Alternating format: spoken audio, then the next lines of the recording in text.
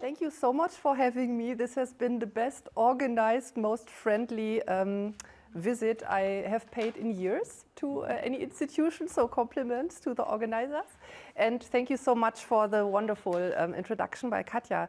It's really a pleasure to be speaking to this audience because your Excellence Cluster has always been our gold standard for what we need to do to make the research group successful. So, and of course we have a lot of topics in common and themes in common, and so it's a great opportunity to start exchanging a bit more than we've already actually done that to some extent. So the title of my talk, The Limited Effects of Social Policy on Gender Ideologies, it's a methodological framing of that. So I'm not actually sure whether it's substantially true that social policies have little effect on gender ideologies, but we have problems measuring it. And this is a tiny piece of the research group and what we have, what we are planning to do for the next funding phase.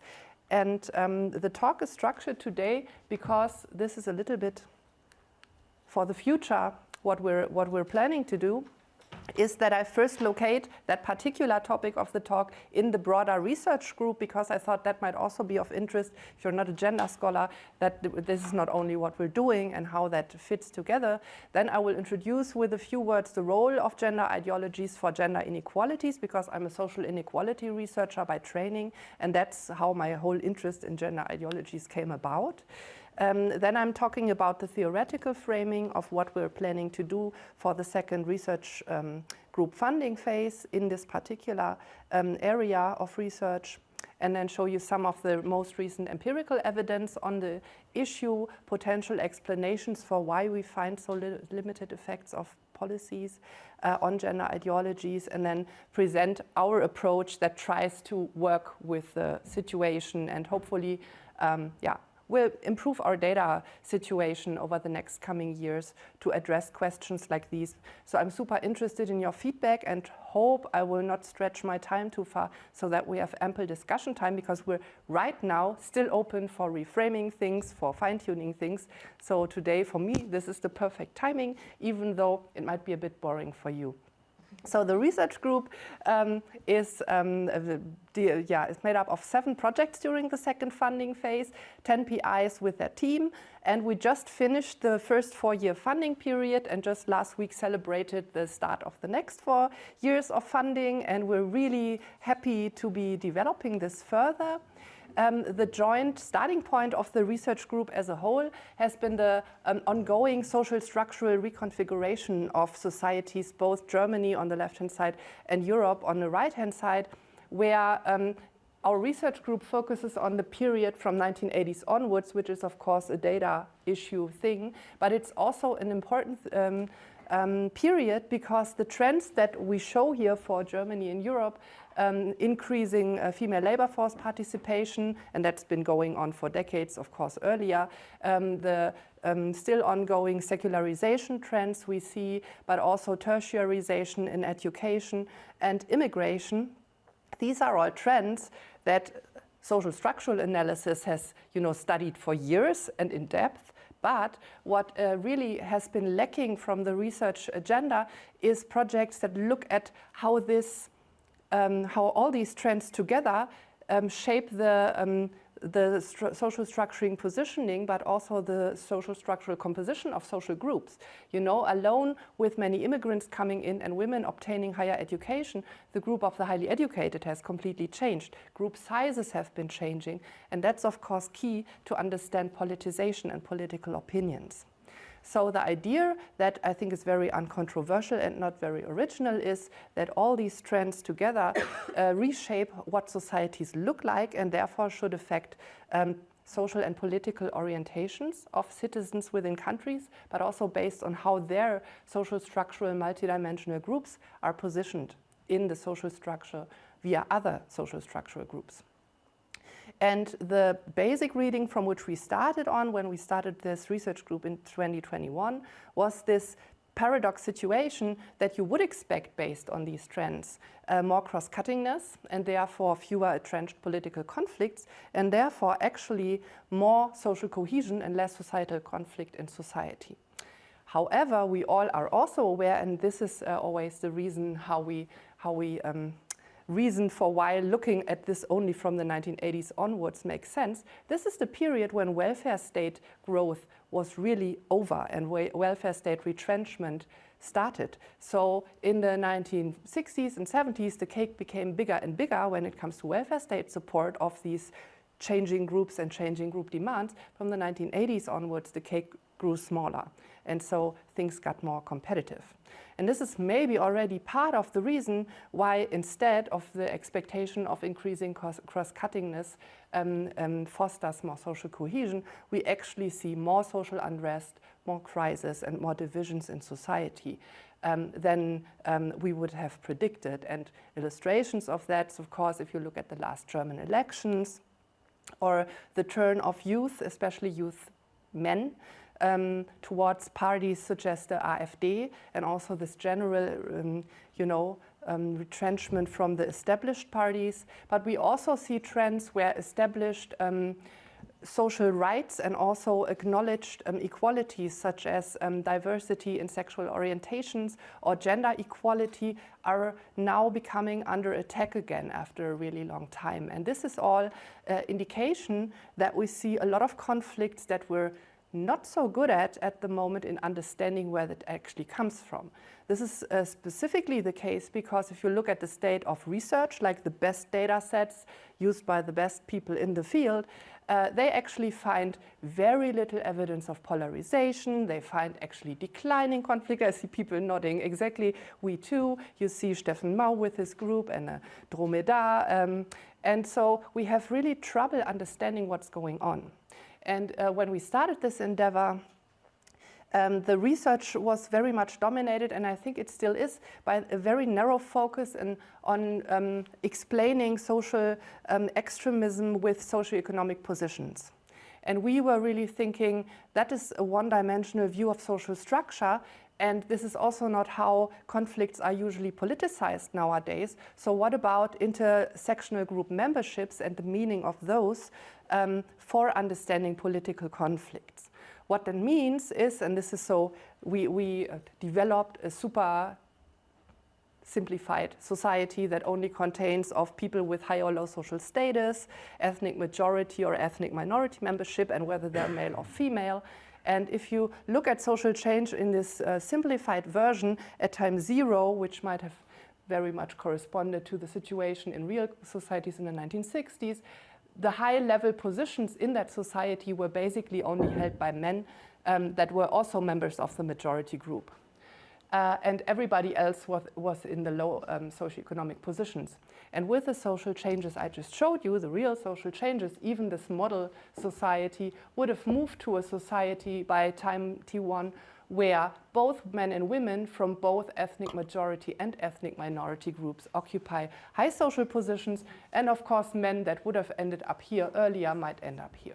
So the idea is that these shifting experiences and interests, both in a personal situation but also on a group level, cause new social political conflicts, but also new demands that are posed on welfare states and in general affect attitudes. And we thought if we understand what's actually been going on with the social structural reconfiguration, we have a better angle to understand what's going on in political conflict. So this is the conceptual framework that we developed for the first funding phase. And there it was about establishing measures to measure multidimensional group membership and how it shifts over time, to measure social identity, which is a major task. And so we started out thinking that it's, globalization basically and related processes leading to this multi-dimensional social structural shifts, and that operates not merely about the macro level, but really is about individual level social mobility and social positioning, and that both where people personally end up in this restructured society, but also how society has restructures, says a lot about social identity, people's preferences and behavior, and therefore cohesion and conflict. So this is what was in focus for the first funding phase, and we have publications that you can just look up, so I don't talk about it anymore. But what we're actually after in this graph, and what we're after now in the next 4 years, is to understand social cohesion and social conflict. And so the idea is that we have overarching research questions, two of which are also important for the talk today, namely to understand how social structural reconfiguration is associated with politicization and what welfare state policies have to do with that. And second, how social identities are politically activated and what it takes for that to happen. We also have, as you have seen on the graph, an organizational level focus, but I'm not going to talk about this too much today unless you want to ask about that. And so this is the extended framework where we now move with our concepts and measures that we developed on the German case to a European welfare state comparative perspective, country comparative perspective. Again, look at multidimensional social structural change and people's positions in them, but we have a stronger focus on understanding how these processes here, political parties, work organizations, activate politicized group identities and therefore speak to social integration and political conflict. And what I'm going to talk about today is located here in this angle, where it's really about the politicization data set that we're going to create and what it might help answer in the future. And of course, all our data sets are available to the general public in the future. And this part of the research project is in the core project of the research group that I'm heading together with Yasin Kudja and Steffen Eger. Yasin Kudja is a former sociologist or fellow sociologist, and Steffen Eger is a computational scientist, and he is the backbone of our plans of what I'm presenting to you today, because without him, I would have a hard time doing that myself. So that was the background of what I'm talking about. Why should we be concerned about gender ideologies for gender equalities? I think there's large consensus in the literature that gender ideologies are an earlier overlooked but really important factor in the persisting gender inequalities we see. And I started out my own career, with my PhD thesis defended in 2006, where we didn't have any measures on gender ideology. So we basically thought, oh, it's all because the men earn more than the women, and then they form households, and that's also rational. And then we used longitudinal data and actually realized that's not at all what's happening. People are acting, especially in a couple context, but also in a societal context, completely economically illogical. And so what we need to understand what's going on there is to understand gender ideologies. And meanwhile, this is a big research field that many people are engaging in. Thank God, and we have more data to do this also. But what we mean by the stalled gender revolution is that I showed you women are way more successful in the educational field than they used to be, actually more successful than men. They also are increasingly active in the labor market, but they never manage as a group to really keep up with men's positioning. And behind that, what is labeled the stalled revolution is that while everybody nowadays is rather acceptant of women's involvement in paid work and also their role in politics to a limited extent, what's really not changing is the division of labor at home. I bring you here a figure for a huge set of countries from the 1960s to 2010, where you can see with the green figure part, that's the minutes that women, declined spending time on food production and cleaning in countries. And here the German case is always circled. And this is what the men did, so how they increased. And so you see that women's huge decline in unpaid work wasn't matched by a similarly steep increase in unpaid work. And even though you could argue, and people have done this actually, to say, yeah, but men's engagement doubled in these unpaid work tasks, it doubled on a minute level.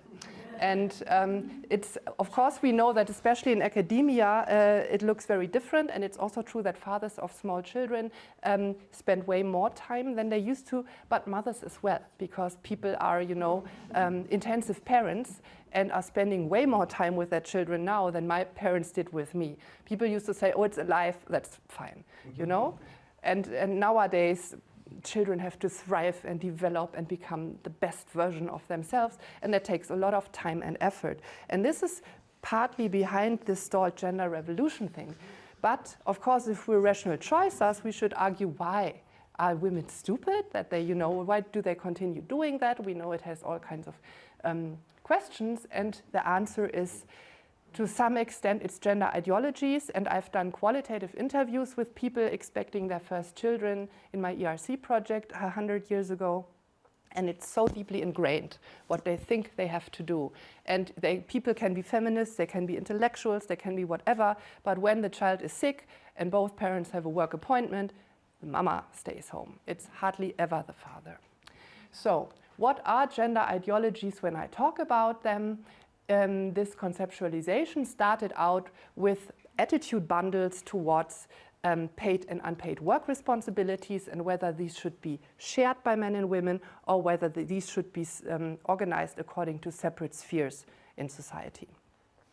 What they also do, and that's the feminist take on that exact thing, is these gender ideologies have always been used both by states, by religious leaderships, by parties to legitimate gender power differences, and also then to legitimate why things are not changing.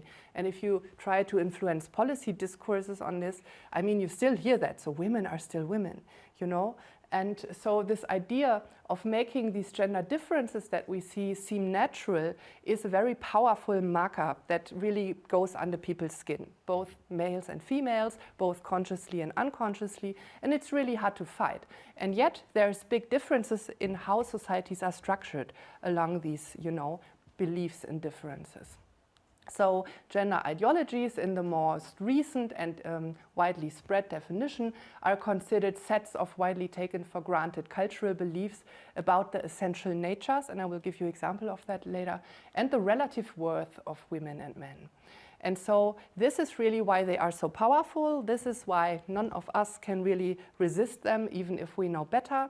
And this is why they are important to understand what's going on. And because they're formed, at least empirically, from attitude bundles, they're bundles of political attitudes, as you have attitudes towards other spheres of life. And that's what makes them interesting, I think, for people interested in politics.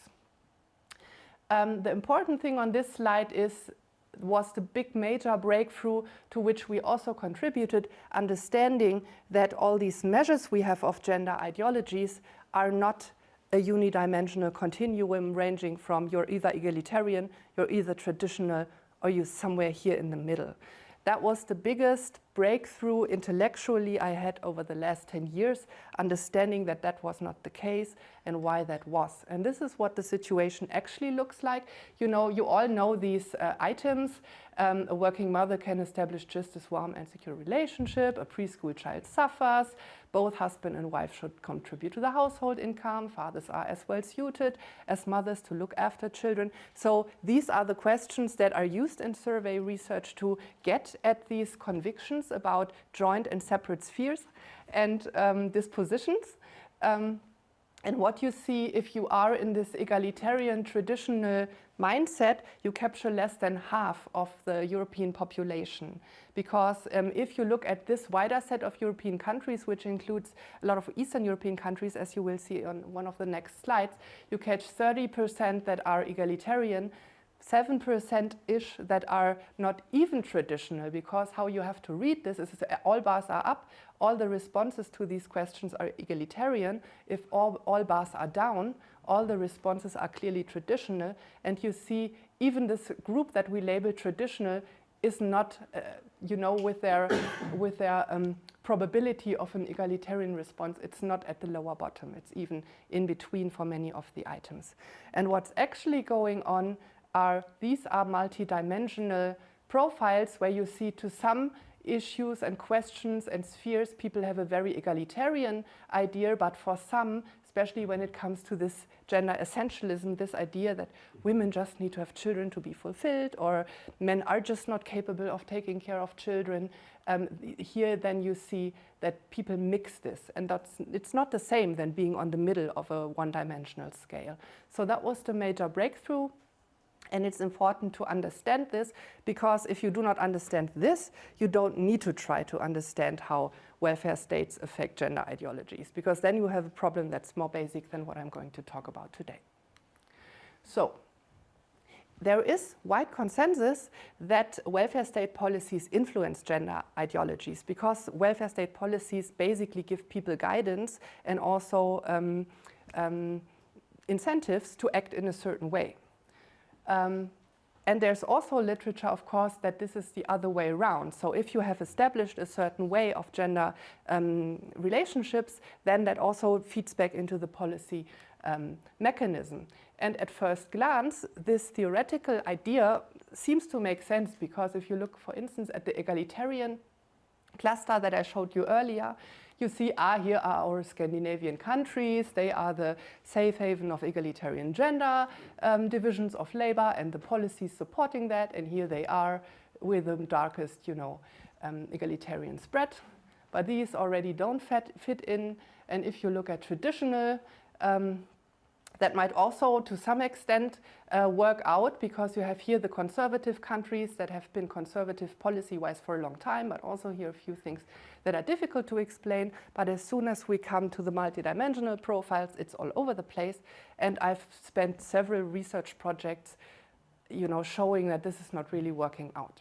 What would be the theory to argue that social policies and welfare state policies are associated with gender ideologies? Of course, it's policy feedback theory. So the idea that if I introduce in a country a policy, then I create conditions for the people that I target with that policy that strengthen the policy's aims. So people start having interests and experiences that align with the policy, and therefore they strengthen this policy, and I set in motion basically a path-dependent development. Here's already the first problem, because when we have seen one thing in the area of family policies, they were way not path-dependent over the last 20 years. I think they were very much the opposite in many countries.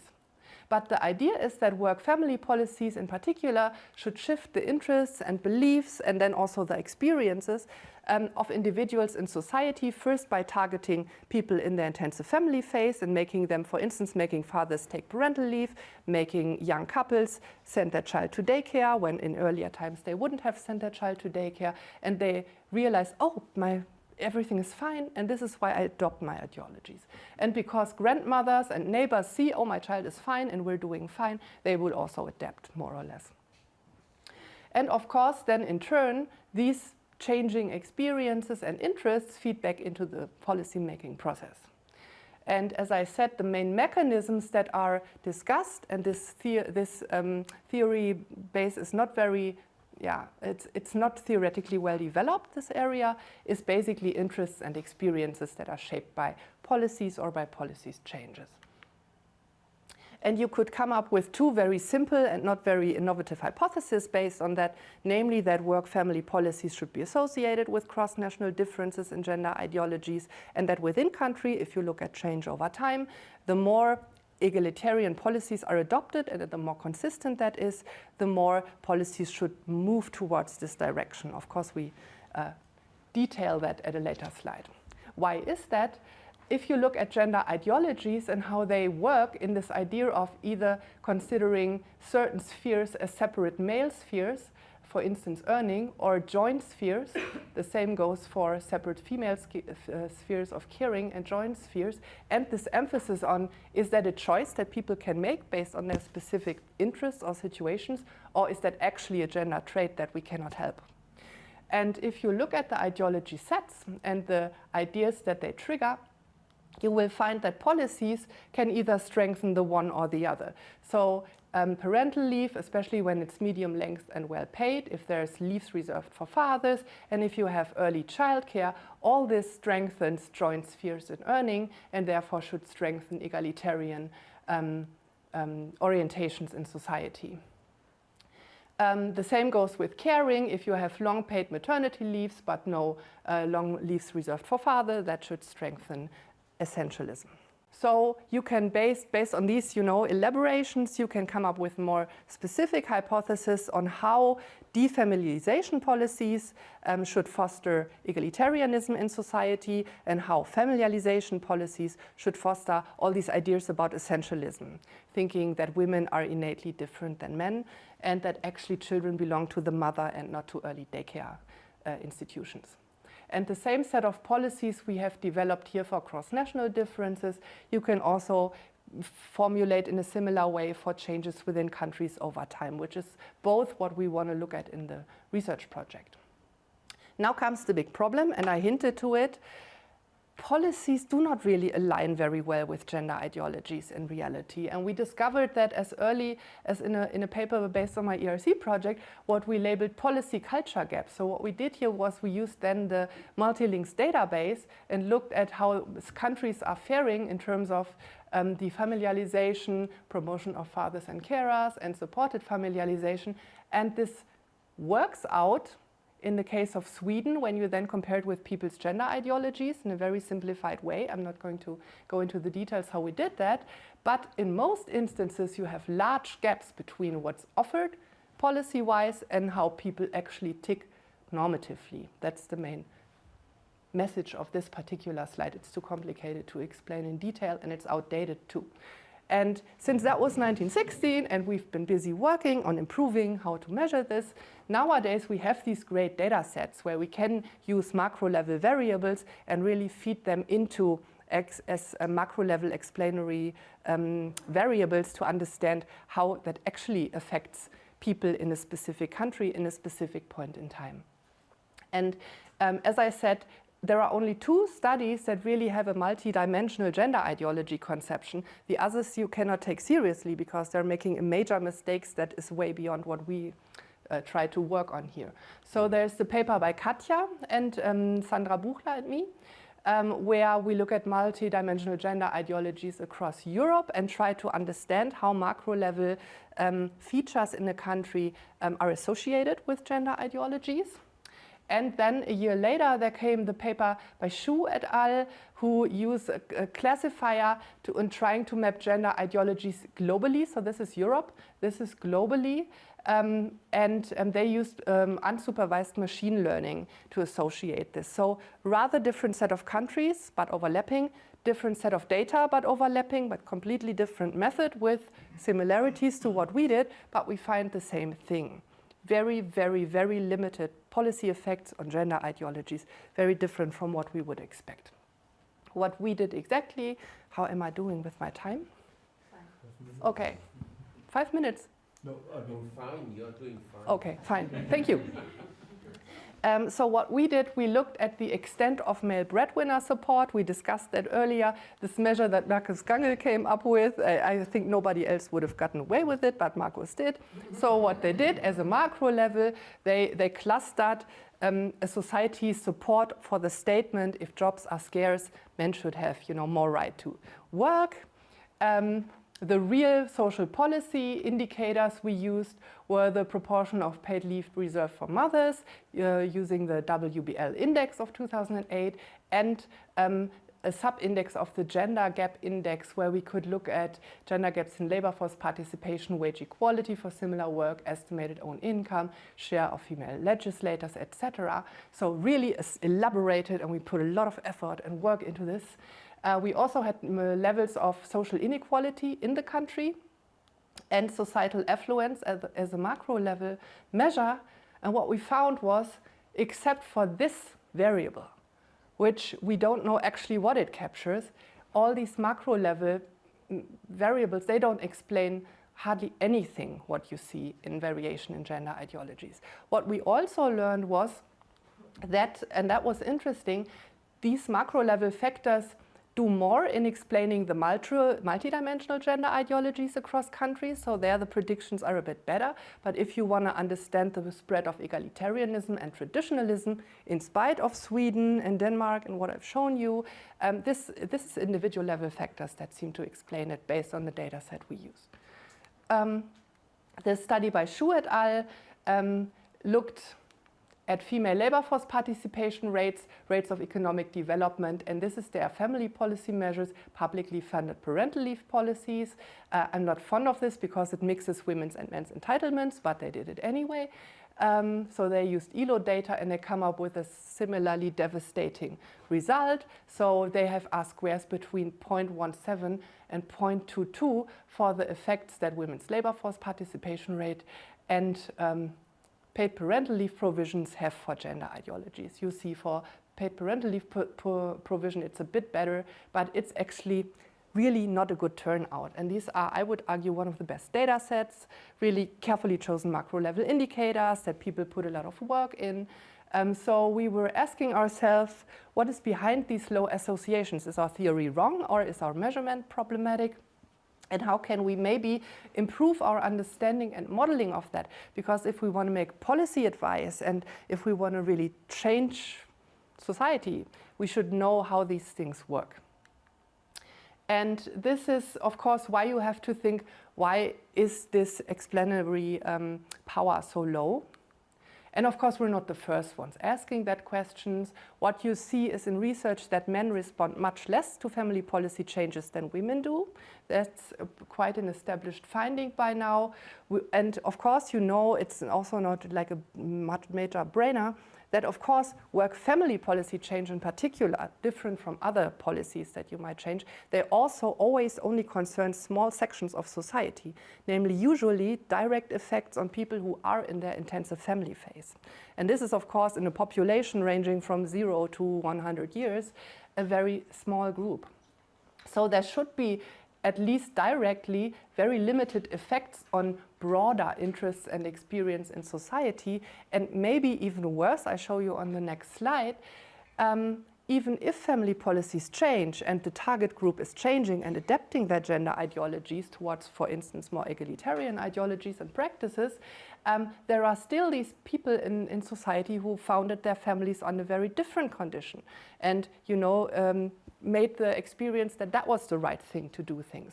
So it's not like policy changes trickle into gender ideology changes just like that. This is an illustration, and it's not a very beautiful one. This is actually an x-axis and a timeline of the many policy changes. We've seen family policy changes in Germany. I'm just pointing you to the most important ones. And I gave you 3 age cohorts at age 30, the 1965 cohort, my birth cohort, and the 1985 cohort. And you see that, you know, people who were around this time in the intensive family phase, they had seen decades of increasing parental leave entitlement, receiving the message, oh, the child belongs to the mother, but mothers don't need to be paid much, they get a little, and we don't give them daycare, so they stay home for good. People in my cohort had their children even later, and many of them were already affected by these radical parental leave changes in 2007 that came very unforeseen to many of us, where parental leave was suddenly cut to 12 to 14 years, where they had this means tested, so they became much more lucrative, and where parents, fathers had an incentive to also claim them. So they lived in a completely changed world compared to these guys, even though they're just 10 years apart. But what they didn't have, at least in Western Germany, was daycare. So they had this new signal saying, you know, you really should both keep attached to the labor market, and we incentivize that, but where to put your children, well, that's up to you. This is different for the 1985 cohort, because they, you know, really had their intensive family phase, even later, of course, but their right to daycare from age 1 was already established. So policies have really been changing. And just as a reminder, Germany, traditionally conservative welfare state, starting here to adopt Swedish policies in family realm. So much about path dependency. So if you take this example for the broader picture, of course you will have very diluted and delayed effects of family policy changes on societies, and that will of course then show in a cross-national design as problematic. So what we thought might be an alternative, and we're not the only ones, I think, or maybe as a macro level measure, we might actually be the first ones thinking about this. We thought of modeling changes in policy discourse instead of policy change, thinking that policy discourse is something that happens when people have to make elections, when you know, open the newspaper, people, you know, read, no matter whether they are in the intensive family phase or not, what's going on and how gender is framed and how family responsibilities are framed. So you get another set of mechanisms involved into understanding the policy gender ideology link, namely by looking at political cues and politicization, with this argument that people have party preferences and their preferred parties' views, also when they change, will be adopted, and this is how gender ideologies might also change, along with many other political opinions. But for that to happen, they need to be politicized, so it needs to be an issue to start with. So what we try in RIS2, and it's more a plan than already something we did, is we want to change, to model change in policy discourse over time and over a wide set of countries. On top, as an alternative to real policy changes, and investigate associations between the politicization of economic and cultural framings of gender and family issues, social structural change for which we have developed a multidimensional measure, and then how that affects politicized social identity. The overarching research questions to which this speaks I gave you earlier, but I think the nice thing, what might be interesting to you, at least in a couple of years when this proves successful, which it might not, is that we will have a macro-level data infrastructure that can be matched to the major surveys that we all use as an alternative to real policy measures to see how political discourse on certain aspects matters for people's opinions and behavior. The limitations to which we're speaking and which we try to overcome here is that, first of all, except for this one paper by Nijmans, nobody really has done this before, and Nijmans has used data that I'm now going to trash. Namely, what we find is in the reference data set that is always used when we look at political discourse, or that is used as a reference for people doing their own manual codings, is the manifesto data. And it's a great data set. It's really influential and will really be a stepping stone for us as well. But it was designed by political scientists who had no interest whatsoever in social structural groups. And I will show you what that means. For instance, we have this wonderful category in the manifesto data that's non-economic demographic group, and that includes women, students, old people. So they're framed as non-economic, which is offensive to me personally, but also, I mean, I'm not any longer a student, maybe it shows. I'm also not yet old. So, I mean, it's really problematic if you're interested in social structural change. So you need to relabel it. Another problem is that groups or related topics are already labeled as purely economic or cultural when it completely doesn't make any sense from a sociological point of view. Because you can, of course, I will show you an example, you can, have a cultural group that's addressed in political discourse as an economic group and vice versa. And here are examples from Röth and Licht, a paper that is not yet existing but will be out soon, as I know, where you see examples of that. I think this is from the British election study or so. Being a worker is our culture, our community, and our way of life. So you have an economic attribute, being a worker, but the statement is completely framed as cultural. And the other way around, we demand that religious minority receive equal access to good jobs, blah, blah. So you have a cultural attribute that is a religious minority, and the framing is completely economic. And we have this large discussion in political science of the cultural turn and how economics don't matter anymore. And I think this is largely driven by data that was coded in a way that is not appropriate when you look at this.